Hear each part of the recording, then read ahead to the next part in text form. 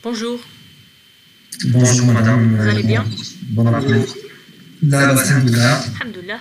Donc, attendez, c'est moi qui va présenter. C'est vous qui allez débuter. Vous êtes tous là? Il est juste temps, madame, je viens de vous envoyer un c'est message pour vous dire que Ouais. oui, Ouais. on va essayer pour mieux pour la joindre. Est-ce que c'est visible comme ça la Oui. présentation? Oui. Donc, c'est mon camarade qui va commencer. Et on va voir s'ils sont tous là.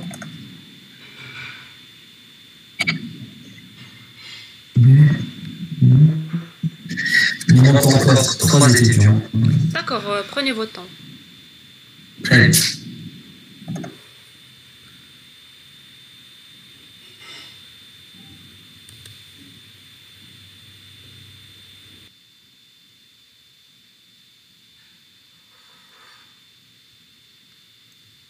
Bonjour Selim. Vous allez bien?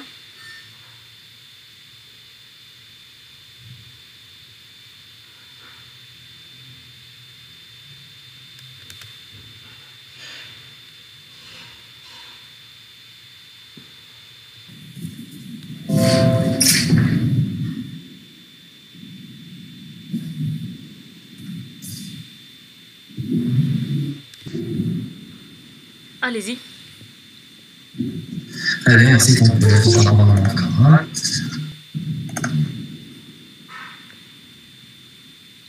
Bonsoir madame et bienvenue.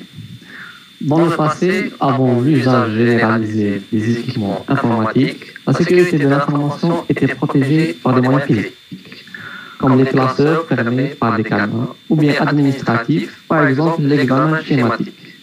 Mais avec l'introduction de l'ordinateur et le développement de l'utilisation d'Internet, qui a permis à l'utilisateur de faire plein d'opérations en quelques clics. Mais ça devient inquiétant quand la confidentialité entre en jeu. La sécurité d'un site web exige de la vigilance dans tous les aspects, de sa conception et de son utilisation. Pour pouvoir sécuriser ce système, on a besoin de le protéger contre l'accès, l'utilisation et la modification de tout type d'attaque qui menace sa confidentialité. L'un des protocoles les plus importants dans les communications sur les réseaux Internet, qui est le HTTPS. Cet article vous aidera à comprendre d'où viennent les menaces et ce que vous pouvez faire par application contre les attaques les plus courantes. Nous étudierons en général le HTTPS du point de vue du fonctionnement et son implémentation. Je passe la parole maintenant à mon camarade pour vous donner plus d'informations sur l'HTTPS. Maintenant, la définition de l'HTTP. L'HTTP est Hypertext Transfer Protocol, désigné dans le langage informatique un protocole de communication entre un client et un serveur pour le World Wide Web. On le traduit littéralement en français par protocole de transfert hypertexte. Ce protocole établit une liaison entre un ordinateur client et un serveur web. Le premier une requête au second qui lui apporte une réponse presque instantanée. Le protocole de communication HTTP, ce qui permet à un internaute d'accéder à un contenu, une page web, un fichier CSS, etc., en commandant au serveur d'effectuer une action. Maintenant, la définition de l'HTTPS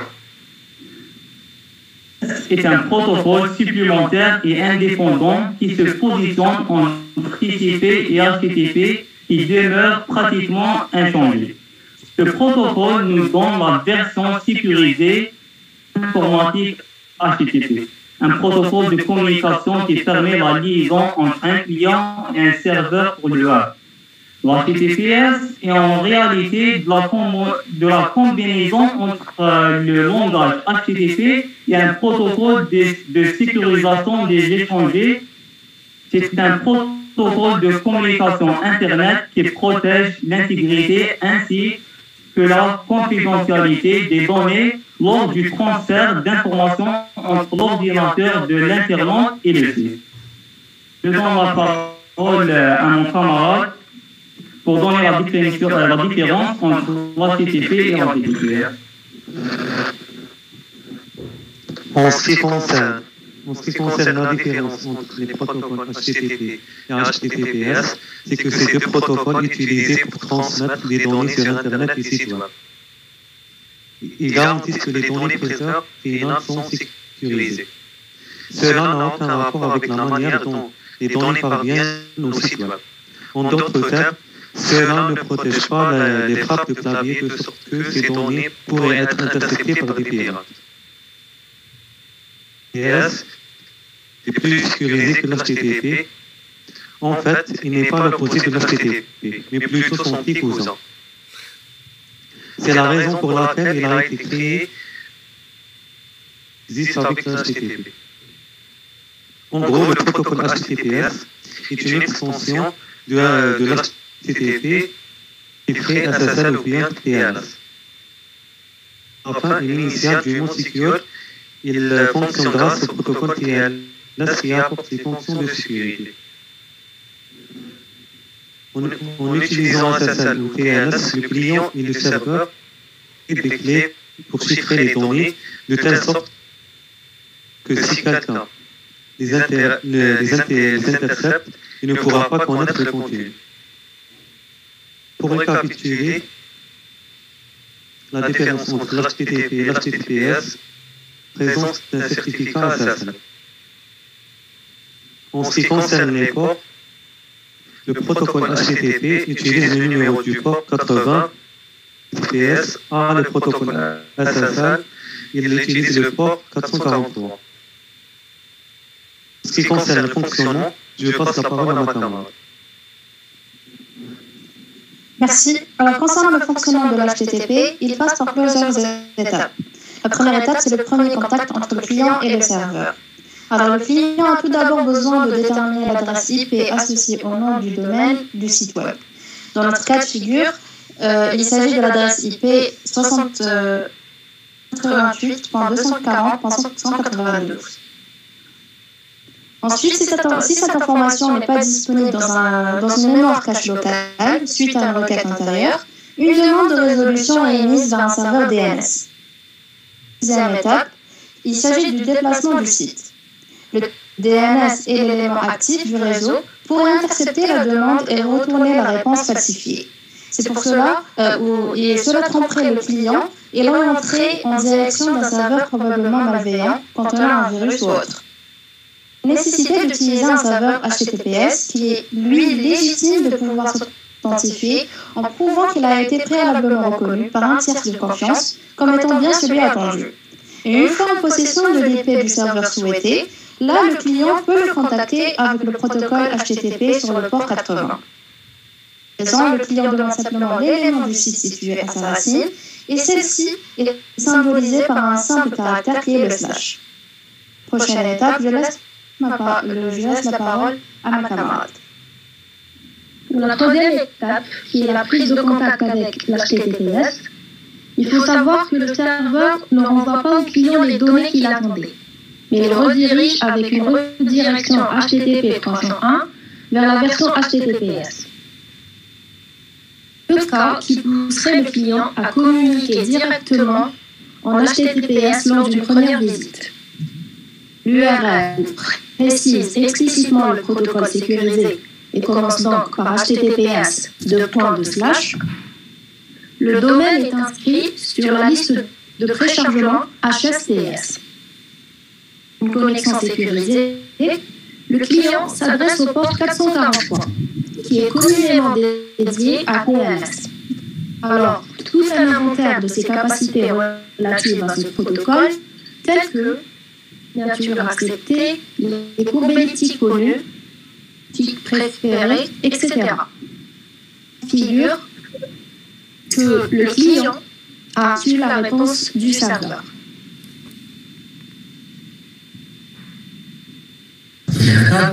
Qui est le mécanisme de chiffrement, le serveur retourne un certificat contenant une clé publique authentifiante en fonction des souhaits du client.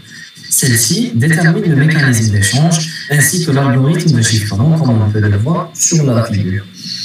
Et en ce qui concerne la cinquième étape, c'est l'étape de vérification de la conformité et l'intercommunication, c'est-à-dire que le client va s'assurer de la présence du journal visité parmi ceux présents sur le certificat, la période de validité, la signature apposée par l'autorité de certification, la possibilité de remonter la chaîne de confiance de l'autorité de certification, l'absence de publication sur des sites de révocation de type CRL et ou OCSP.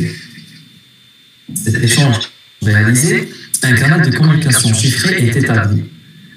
Le client transmet alors une requête HTTP GET par le canal chiffré. Répond par cette même voie via un en-tête HTTP STS, c'est-à-dire Strict Transport Security, qui exige d'être contacté en HTTP à l'avenir. Sur la figure. En ce qui concerne les avantages et les inconvénients, je passe la parole à mon camarade. Concernant HTTPS présente de multiples avantages. Le premier avantage est que le certificat SSL permet de s'assurer que la connexion entre le client et les serveurs est d'un bout à l'autre. C'est-à-dire qu'un tierce ne puisse pas comprendre ou modifier les données échangées entre les deux entités. Deuxièmement, le HTTPS est aussi un élément de rassurance pour l'internaute. En d'autres termes, un site d'achat en ligne par exemple, qui utilise un HTTPS donne au client une fiabilité sur leur transition. HTTPS garantit que lorsqu'un utilisateur envoie des données sensibles, elles sont envoyées au bon endroit, et non à un tierce malgré. Passons maintenant aux inconvénients. Les connexions HTTPS impliquent de nombreux temps. Ainsi, le temps de réponse est retardé d'énormément habituel. Et dans certains cas, le contenu chiffré ne pourra pas en cache. L'utilisation de HTTPS exige l'achat des certificats SSL et doit être renouvelés chaque année. Je passe la parole à ma camarade pour vous donner quelques exemples sur l'utilisation de HTTPS. Merci. Alors, concernant les exemples d'utilisation, pour le HTTPS, premier point était initialement surtout utilisé pour les transactions financières en ligne. Par exemple, commerce électronique, banque en ligne et cortège en ligne. Deuxième point, utilisé pour la consultation de données privées, comme les courriers électroniques par exemple. Et pour le HTTP, si vous vous rendez sur un site HTTP dans le cran 66, vous pourrez voir qu'un message vous alerte que la connexion n'est pas sécurisée. En cliquant sur le pictogramme, plus d'informations dans la barre d'adresse. Et dans le deuxième exemple, on peut voir la méthode de fonctionnement de l'HTTP. Et je passe la parole à ma camarade pour conclure.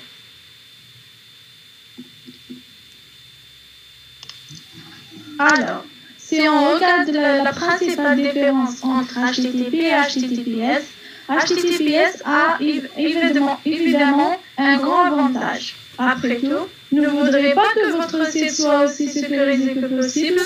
Par contre, si on n'a pas une page de commerce électronique et on n'accepte pas les informations potentiellement sensibles, des visiteurs de votre site web. Alors, on pourrait penser que le passage à un site HTTPS n'est pas si nécessaire et que cela est un plus grand tracas que la peine. Merci. Alors, est-ce que vous avez terminé?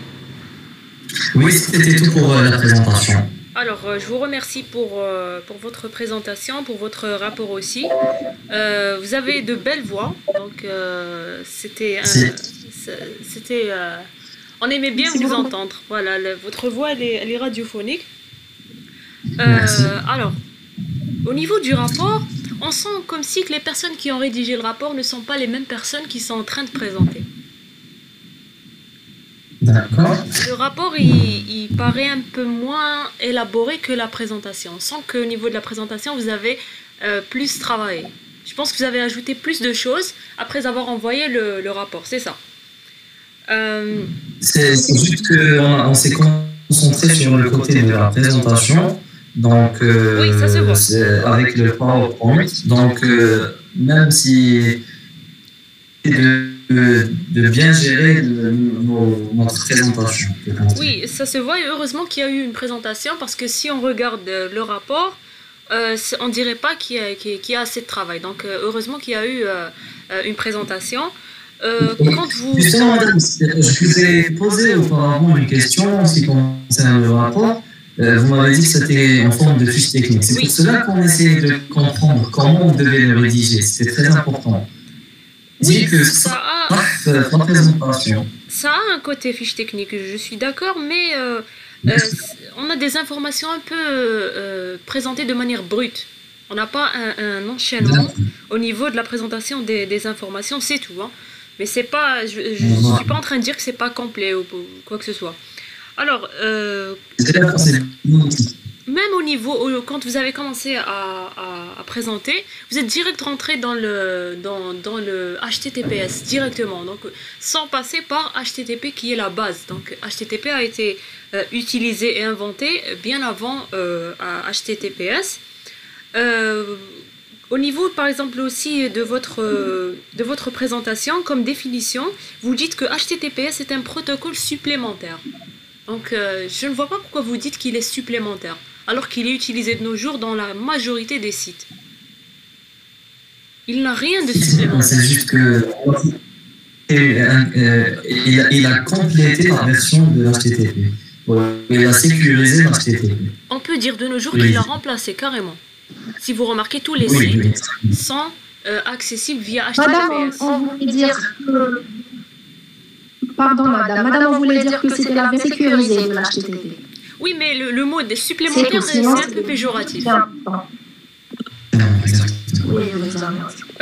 Aussi, vous parlez de langage informatique. J'ai pas compris cette phrase.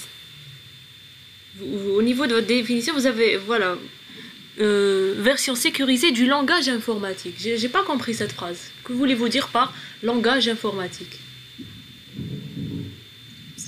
C'est-à-dire que... Du transfert des données entre les serveurs et les clients, c'est ça. Mais ça ne peut pas avoir comme dénomination langage informatique, je pense. Vous dites que c'est une version sécurisée du langage informatique HTTP. Veut dire que HTTP pour vous, c'est un langage informatique. C'est un protocole. Des échanges de données client-serveur. Voilà, il fallait plutôt dire une version sécurisée du protocole HTTP. Voilà. C'est sûrement une faute de frappe. D'accord. Vous dites que au niveau d'HTTPS, on ajoute une couche de sécurité, c'est vrai. On ajoute des protocoles de sécurisation. À ce niveau-là, vous ne les avez pas cités. Bon, vous en avez parlé après. Il s'agit de SSL et TLS. Déjà, vous ne définissez pas en bref que veut dire SSL, TLS et quelle est la différence entre les deux. Transport Layer Security et Secure Sockets Layer. Et c'est quoi la... Madame, le SSL, c'est le successeur du TLS. Madame, c'est des protocoles de sécurisation des échanges et le SSL est apparu avant le TLS. Voilà, donc c'est le TLS de nos jours qui est utilisé, qui a remplacé SSL. Vous parlez aussi au niveau... Effectivement, c'est le protocole le plus utilisé actuellement pour apporter des fonctions de sécurité en fait. Parmi les algorithmes de chiffrement, de signature, etc., vous parlez déjà d'algorithmes de signature. Donc, que voulez-vous dire par algorithme de signature?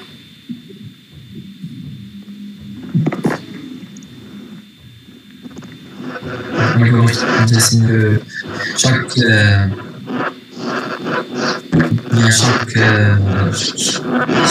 partie a sa propre signature, son propre algorithme de signature. C'est quoi en réalité? Il y a un son,